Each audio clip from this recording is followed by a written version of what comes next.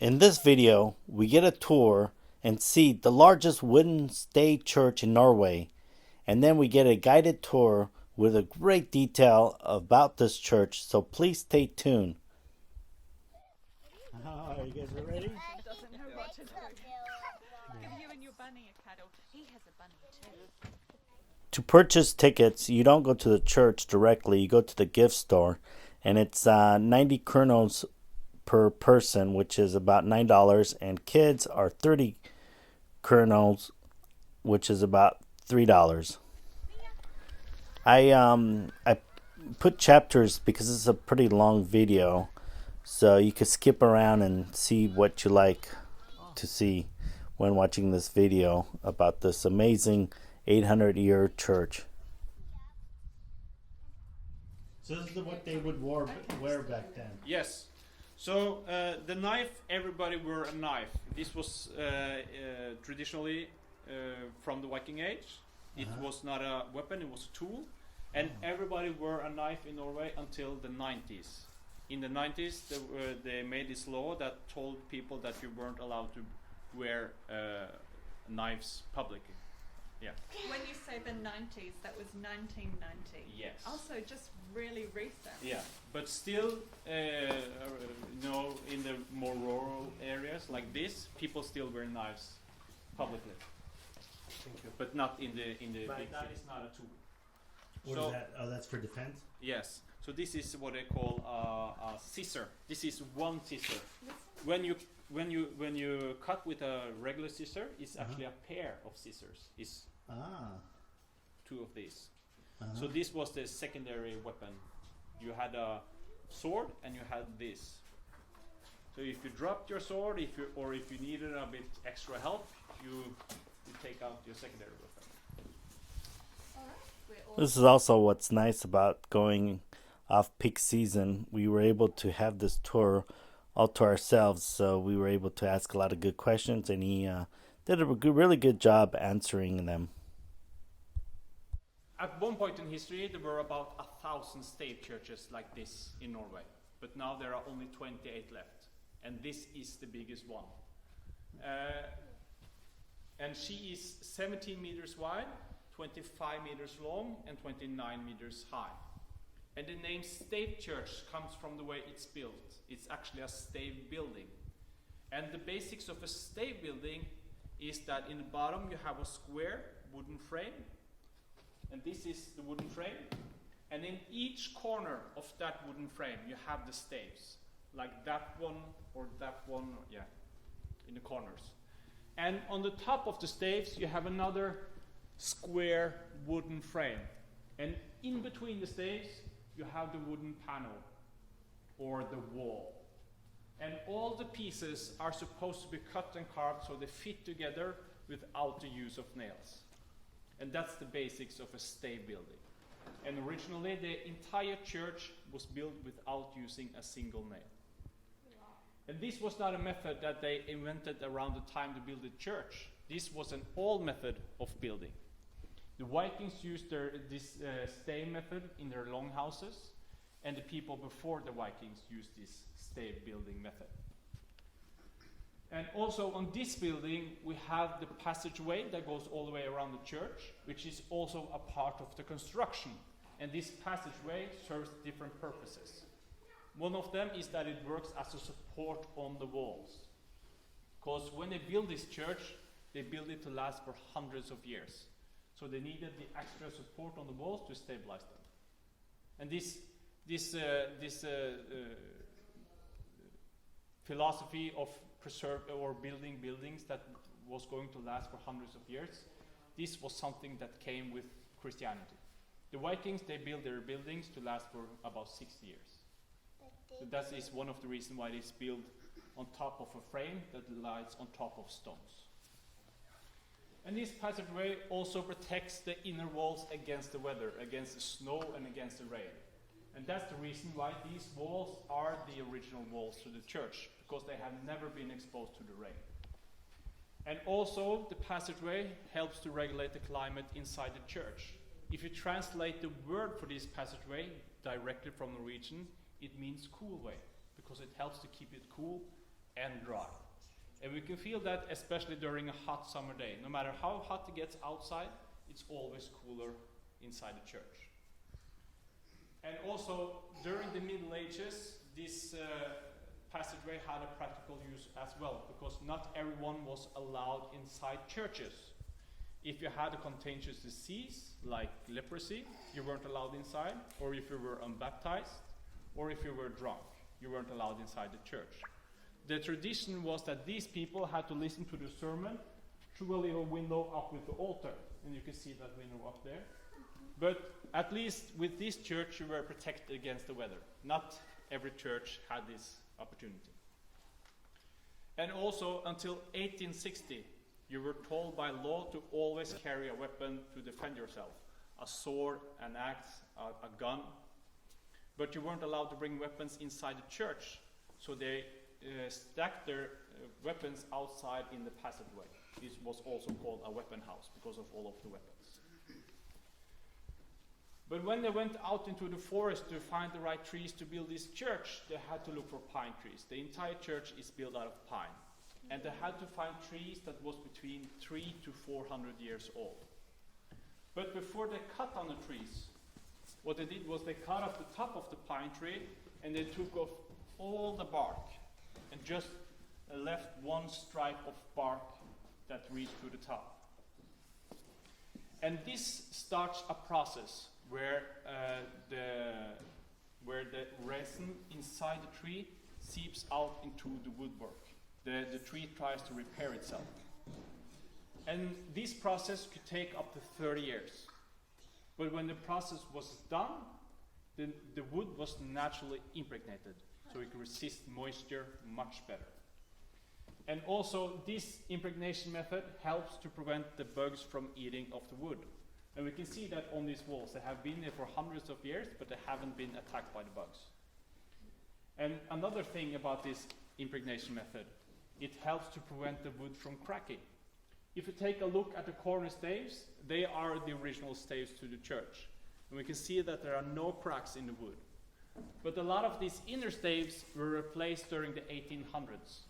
And for some reason, maybe they didn't have the patience to wait 30 years, or maybe they didn't have the knowledge, but for some reason they didn't wait for this process to be finished. And we can see that the wood have cracked. And we can see that on several of the inner staves, but not the corner staves. But when this process was finished, after 30 years, they cut down the trees, and they prepared all the parts before they built the church. So they could just put the parts together like a huge set of Legos. So while the preparation of building the church could take over 30 years, the assembling only took a summer. Wow. And we don't know who built this church. We don't know why the biggest one was built here, in the middle of what seems like nowhere. And we don't know exactly when the church was built. But there has been done some research and carbon dating of some of the materials from the inside of the church. And it has been dated that it was finished around 1250. But some of the material, like for instance, the stave up there, that stave is from the year 900, which means it's from the Viking Age and it's over 1,000 years old. And again, you can see that there are no cracks in the wood. What stave is that one? Sorry. It's the one, it's this one. But it's not the whole stave, it's the part up there. Yes. Yeah. Because it has been repaired. So it's not the whole stave. So when did Christianity come here? Around Norway was a Christian country in around 1236. It became a Christian country. But Christianity arrived much earlier. Some parts of Norway were Christian around the year 900. So the church is built in what we call the Norse style, which means they uses a lot of the same symbols as the Vikings did. And we have found some Viking ships in Norway, and on some of the Viking ships that has been found, there's a lot of carvings, both on the outside and the inside. On the roof of this church, there's crosses and gargoyles on the outside. And they have this purpose of scaring away evil forces. And if they didn't scare them away, they put snakes and dragons around each entrance leading into the church room. So like carvings of them, or? Yeah, carvings. Yeah. But why did they have one line of bark left? Well, that one line was so the tree could transport water all the way to the top. So when it can transport water, it can try to repair itself. And this, yeah, as you could see from the inside was human faces. And they were supposed to represent the ancestors of the Vikings. And they were there to protect them and to give them courage. And we can also find that inside this church. If you follow a stave, like that one, all the way to the top, above the windows, there's a human face. And there's a face of every stave inside the church, both in here and in protecting and supposed to give us courage, but they also have another important role. They are reminding us who we are and where we came from. Because ancestors and heritage was extremely important for the Vikings, for the Norwegians who lived in Norway after the Vikings, and before the Vikings. Oh, I see. So the Viking ship looks like that. In the upside bottom, down, yeah. In the bottom. Yes. Yes, the inside part.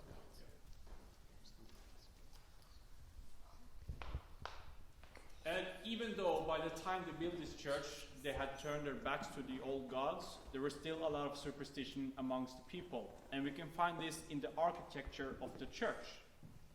And if you take the walk around the passageway, you will notice that all the windows are to the south. There's no windows to the north.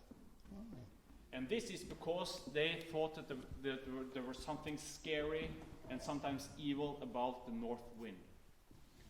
And there's a lot of stories from Norway about the north wind. And what we can learn from those stories are the north wind was not just a force of nature, it was also a mythical creature. And this north wind had a personality. You could talk with the north wind, you could visit the north wind, and in some cases you could even ride the north wind. So this north wind was an important part of, in the superstition amongst the people. And also the doorsteps to the church are high. And the reason for this was because they thought that the devil had bad legs. And would have a hard time entering the church if the doorsteps were high. And even on some churches, on the outside, they had this metal plate that were usually used to prevent the sheep and cows from entering buildings. But they also thought that the devil had hooves and wouldn't be able to enter the church if it had it outside. That the what had hooves? The devil. Yes. And another name for the devil in Norway was Old Eric. Old Eric. Old Eric? Yeah. Huh. Or the ugly one. Yes. And through the years there has been done some changes and some restorations to the church. The first big change came during the Reformation in the 15 and 1600s. Because the church was built in Catholic times. So it was built as a Catholic church. So when the Reformation came, they wanted to get rid of everything that was Catholic. So they got rid of the original altar. Originally there were a stone altar with a holy relic inside. And they replaced that with this altar. This altar is from 1667. And they also painted the walls with the paint that we see today. Originally there were paintings of saints on these walls. But when the Reformation came, they painted over the saint with the traditional rose painting. But if we look closely, we can still see some of the original paint. Like here's the bottom of a dragon. Oh, yeah. And here are some feet. And we can find more feet and shoes through the church room. So upstairs in the red building, we have made an exhibition showing which types of saints that once was on these walls. They also put in benches during the Reformation, because originally there weren't any benches. People stood through the sermon. And females stood on this side, and males stood on that side. And the females, they used that entrance. The males used that entrance. The priest had that entrance. And the west entrance that we use today were only used for special occasions. Like weddings. Well, not weddings. Weddings were not done in churches in the old days. They were done back at the farm. But like baptisms, or if you had a visit from an important priest or something like that. And also, that's north and that's south. Okay. And there's also another difference between the male side and the female side. Was there windows there before? Because I see that there are windows now from the north side also, right? That's a good point. Yeah, that's a good question. I don't think they had windows up there Oh, they did? originally. Oh. No. The other difference between the male side and the female side is on the outside, on the male entrance, there's this door hammer, this metal ring used for knocking. But on the female side, there's a keyhole. So there's a difference. And we can't tell you exactly why there's a difference, but I do know that there's this old tradition in Norway that the wife at the farm had the main key. And this key also opened the building where the food was and the bear was. The beer? The bear. Beer. And bear was extremely important in Norwegian culture from even before the Viking Age. But the female, the wife, she controlled how much the man drank. So nothing has changed all these years. So this key was important. So the female, she And also, the males read loose keys all the time. yeah. So it was smart. They needed a sieve a long time ago. Yeah, they give did. the girls the keys. And the key was supposed to be big and shiny and beautiful, and it was a part of the costume, and it's even a part of the traditional fall costume that we use today, the big key. What does it sound like? Of the repairman, I had to remove the bell. The bell was once inside here, but I had to remove it because of its weight. And they also wanted to modernize the church during the 1800s. So they built galleries on the wall so people can sit on top of the galleries. As we can see on that painting. This painting is actually from this church after it was modernized during the 1800s. So we can see these are the galleries that they built. But from the bottom of the galleries and down to the floor, they put carpet on the wall for decoration and isolation. But because of moisture between the carpet and the old wall, the paint was destroyed. And that's the reason why there aren't any paint on the lower half today. And as I told you earlier, they repaired and replaced a lot of the inner staves during the 1800s. The inner staves are the construction of the roof. It was, and you can remove the roof and the walls are standing. And you can remove the walls and the roof are standing. They're different constructions. Oh, wow. And when they repair a stave, they take away the broken parts and replace it with new parts. As you can see, that stave is put together by two different parts. And out of one of the parts that was removed during the 1800s, they made these ponds that are used for baptisms. So this is made during the 1800s, but it's from one of the material is from one of the original staves. Then came the 1950s, and they had to have another big restoration done to the church. And they also wanted to bring the church back to its original state. So they removed the galleries and the carpets on the walls. What is this? That's the stand that's where the priest stands when he's holding the sermon. Okay, so they don't stand there either. And they use that as well, but for different things. Why is the bench there? How do I will talk to you about the benches soon. And the benches are the best thing about this church. They were the furnitures. But as a part of the reopening ceremony of the church after it was restored in the 1950s, the King of Norway had a present for the church, and the present was a wooden crucifix up there. Oh. But during this restoration in the 1950s, they had a look under the church, and they found some human remains. They found the original doors to the church, and they found this Catholic incense burner from the Middle Ages that was who was hidden away under the church. Because during the Reformation in Norway, a lot of Catholic things was either destroyed or removed and lost forever. Also, a lot of things from this church. But luckily, they choose to keep these three furnitures. The desk and the bench are copies because we have the original in museum in Oslo. But the bishop chair, it's original. And it has been inside the church since the church was built. Okay, so it's not a Viking thing. Oh, it is a Viking thing. I will tell you about it. And we know it has been inside the church because it's too big to fit through the door. And it has been dated that it's even 100 years older than the church itself. Wow. And all of the carvings that we can see on these furnitures are inspired by a pre-Christian saga about Sigurd the Dragon Slayer. And the reason why they used this non-Christian story on the furniture story that everybody knew. Not everybody knew who Noah was. Not everybody had heard the whole story of Jesus.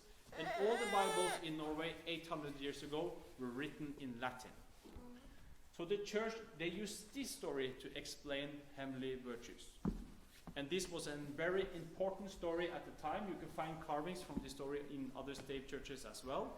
But it was also an important story for the Vikings. It was a part of the Vikings mythology. And the hero Sigurd the Dragon Slayer, you can see him here on the horse. He was the great-great-grandchild of the god Odin. And his horse and his sword were gifts from this god Odin. And in his hair, we can see that in his hand he has a ring, and that's called the Andvaranaut. It was a magic ring. And if you had, it was made of gold, and if you had that ring, you got more gold just by having the ring. And this was an important story, not only for the Norwegian, but also for other people in Europe as well. We can find different versions of this story throughout Europe. And in Germany, he's called Siegfried. And in England, we have the story about the sword in the stone, which the Excalibur, which is also a version of this story. So this is an old story, and they have dated the story to be from around 300 to 400 years after Christ. And in the Norwegian version, they talk about the French, the Mongolians, the Englishmen. So it's clearly that they knew about different parts of Europe and different parts of the world. And yeah, it's an important historical story.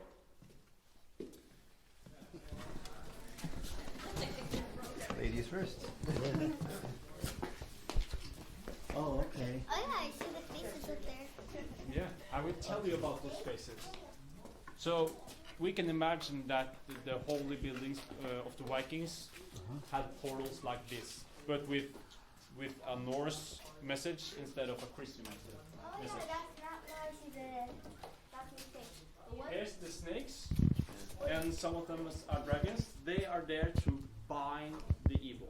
They are bind or bound because they are binding the evil. You fight evil with evil. But if you take a look at the portal itself, we can see that, for instance, there's a difference on the height. That one is lower than the right one. And they're different people there. Yes, it is.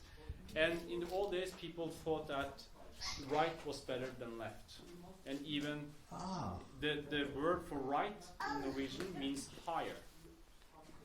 And here's a message meant for the people using this portal.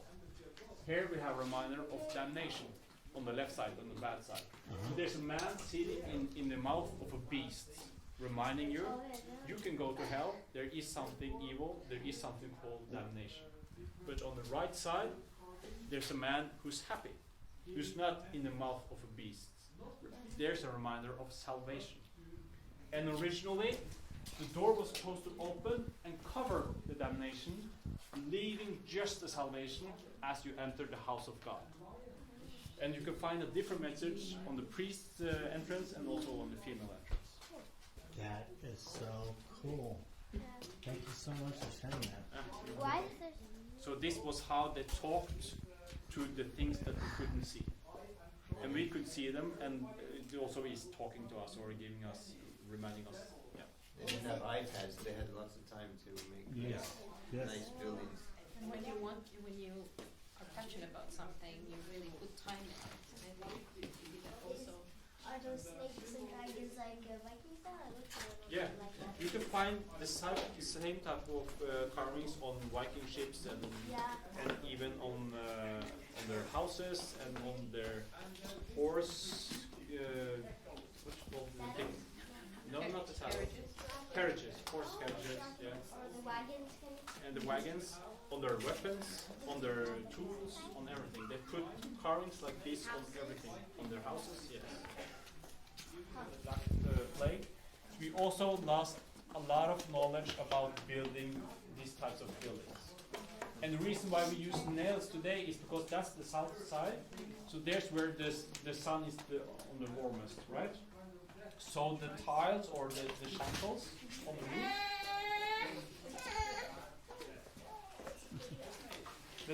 the tiles or the shingles Shingles. on the roof, they are made out of wood and they twist in the sun, so they fall off. And we don't know what they did, but they had this method so they didn't fall off or they didn't twist. We don't know, but we don't know how they did it, so we have to use nails. Symbolizes Jesus, and he's standing on top of a griffin, so it's kind of a victory. On top of a what? Griffin. Griffin. It's this evil creature. So that's a good picture. You know, Jesus is the king. On this side, we have two bears. And some say, some say they are fighting. So that's what most people agree on, that they are fighting. It's just another way of telling this: you are binding the evil. But some say that they are kissing. Ah. So it's a symbol of love. But yeah. What do you think, Matthew? Is that really hard work?